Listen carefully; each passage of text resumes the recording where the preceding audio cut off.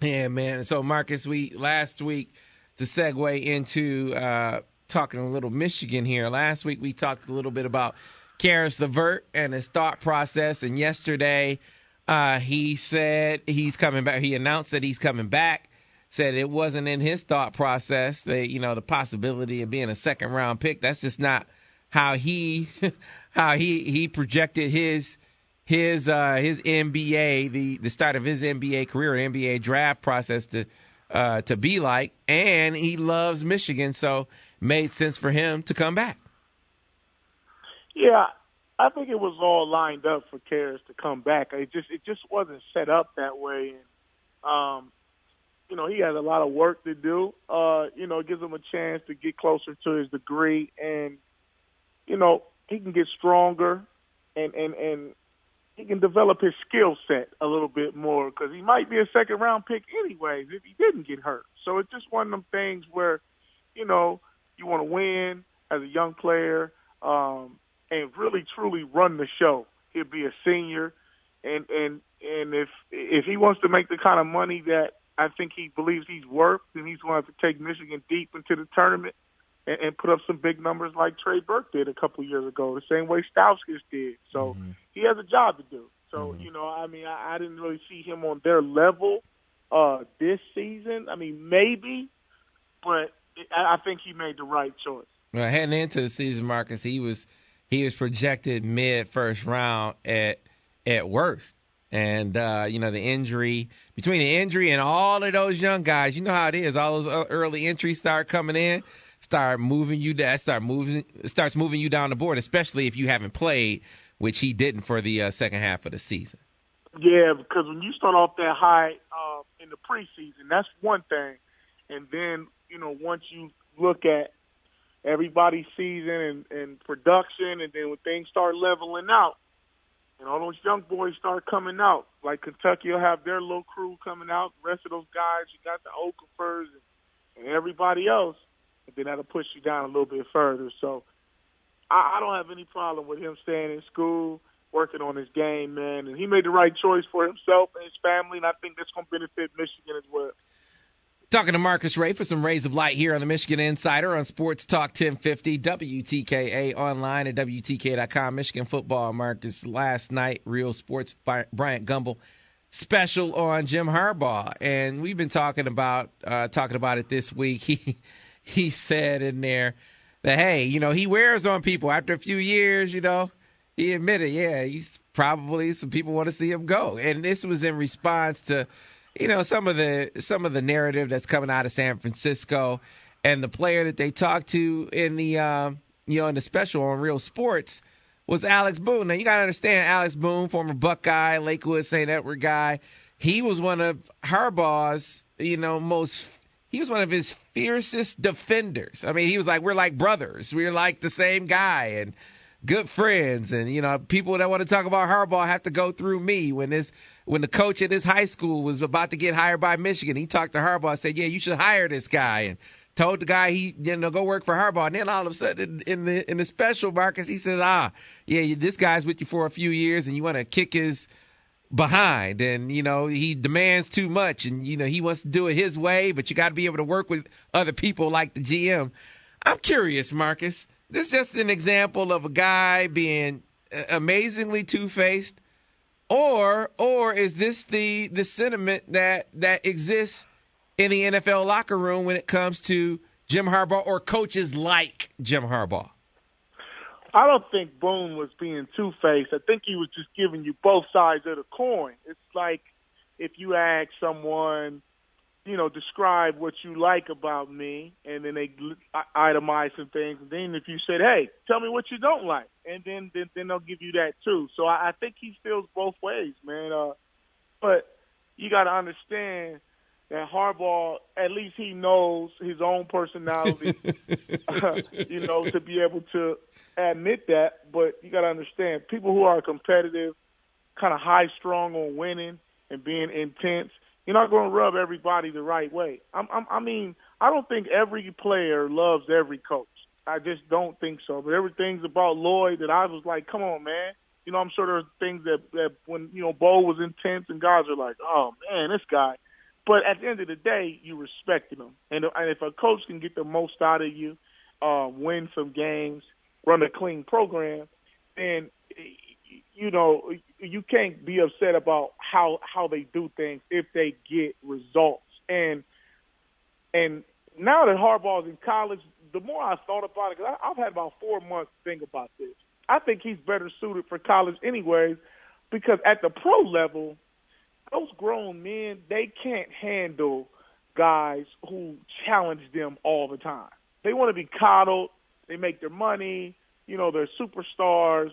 And then they don't really want you to, you know, push them too far because, hey, you know, I'm Dez Bryant. Yeah, I might have dropped 6 passes, but I caught 20. You know, I just signed for $15 million. That's the mentality. So I think Harbaugh is better suited for college anyways because he's dealing with the players for a shorter amount of time, and he can have a greater impact on them. And so when you're with some of those core guys at San Francisco for 4 years, then yeah, I can see and looking at the success and the levels that they reached, and Harbaugh was trying to push them over the mountaintop. Some of those guys didn't want to go over the mountaintop, but he probably wanted it more than they did. But I think he can get a better response out of college players in a 4 to 5 year span than he could versus coaching in the NFL. Curious, Marcus, your very broad opinion, because you know what you just said is a lot of, you know, when it comes to coaching, it's about results at the end of the day. I'm curious though, because we've seen different types of coaches get results. You've seen Tony Dungy win a Super Bowl. You've seen Bill Belichick win a Super Bowl. Is there one way that's the best way to coach, even if there's more than one way to be successful, or is that just an individual thing where, hey, maybe you might be a player that responds better to a Tony Dungy-like coach, or you might be a player that responds better to a Belichick or a Harbaugh-type coach? Well, for a coach to get results, number one, he has got to the players are going to take on your personality when you're a great coach, like when the kids really buy in to what you're selling. So if Tom Coughlin is a drill sergeant and he has an old school mentality, then there's only going to be certain guys that are going to respond to that. Like some coaches ask players, hey, listen, do you want me to chastise you in front of the team, or do you want me to chastise you in private? And I think Pat Summitt came up with that. Like that was her motto for responding to her kids, getting to know everybody she coached. But, hey, listen, I'm going to smack you on the behind when you're wrong, but when you're right, I'm going to pat you on the back. Now, great coaches figure that out. Now, some guys just treat everybody the same way in private and public, and that doesn't work for everybody. And I don't think there's one way that's right or wrong or better. When you look at some of the best coaches in college, I think they have their own style. When you look at Nick Saban, you know what? He's intense. You can see his emotion on the sideline, and he don't like a call or his player does something. Now, Urban Meyer is not really like that. I think he's more behind closed doors. He will get at you. But on camera, he really doesn't look like he challenges his players. Oh, but yeah, he hey, man, you know, some of the stuff he does and says to his guys, yeah, I think him and Saban are cut from the same cloth. Maybe not on camera, to your point, I agree with that. Brady Hoke was like that, too. See, people think Brady didn't really chastise people. He just didn't do it in public. If you missed the field goal, he's clapping. But really, behind closed doors, Brady is saying, what in the world was that? But a lot of those guys at the top, they do things differently, but they get the same result. That's why I was comparing the two, because you may see it on one end and not see it on the other, but they get the same result. So that's why I don't think one is better than the other, whether you're intense or whether you show it or whether you don't. At the end of the day, if your kids respond, that's where it's going to show up. Yeah, and that's been kind of my thing. I guess we could have easily said Pete Carroll. Pete Carroll, real laid-back guy, surfer dude, you know, loves his guys, doesn't really seem to be a chastising kind of coach. He gets results from from his guys. To me, it all boils down to, do you have a roster of guys that respond to you and your coaching style? You got to – and the same thing when a kid is making a decision. Does that coach fit what you need in order to get you to respond? Every guy's not going to respond to a Nick Saban type. Every guy's not necessarily going to respond to a Pete Carroll type. It's about finding what fits you best. So, it confirms my suspicion, Marcus, that you got to – there's no one way to skin a cat when it's all said and done. I want to get to something that is kind of off the beaten path a little bit, Marcus, and I'm sure you can speak to this, you being the everyman that you are. So, NBA playoffs, I don't know how much you've seen, but there is one glaring observation in the Cleveland Cavaliers-Boston Celtics series, and this has been that way for the past month or so. Hey, man, LeBron James is not wearing a headband, Marcus. I don't know if you noticed that. Not wearing a headband. You know what else? LeBron has a hairline, Marcus.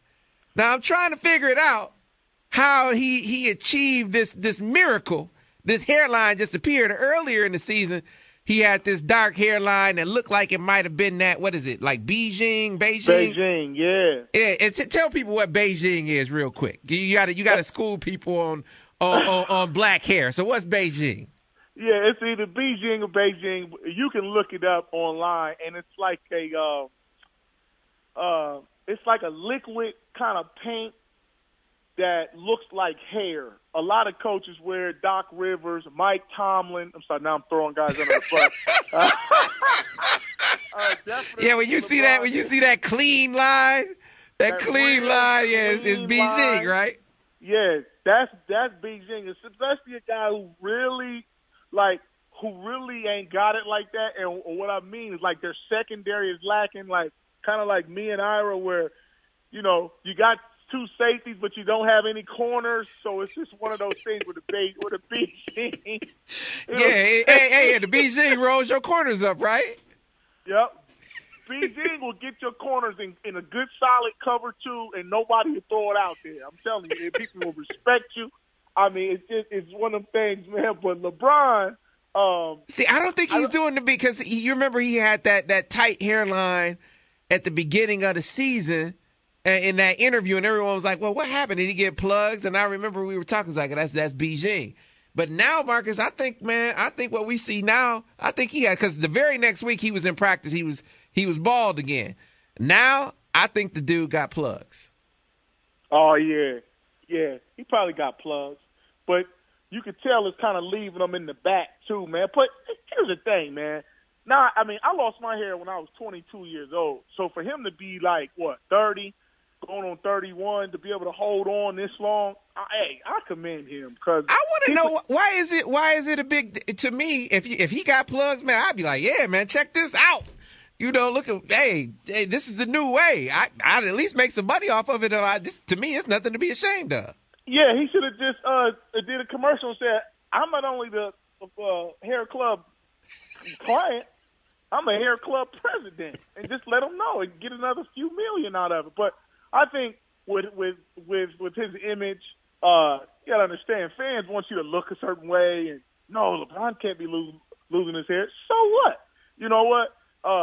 Regardless of what he's using or how he did it, man, let that man live and breathe. But I'm more concerned that I want him to show up in these playoffs as soon as Kyrie and all those other guys run out of gas. I just don't want to see LeBron, things fall on his shoulders and he not deliver. Then his hairline will be all the way gone for the summer.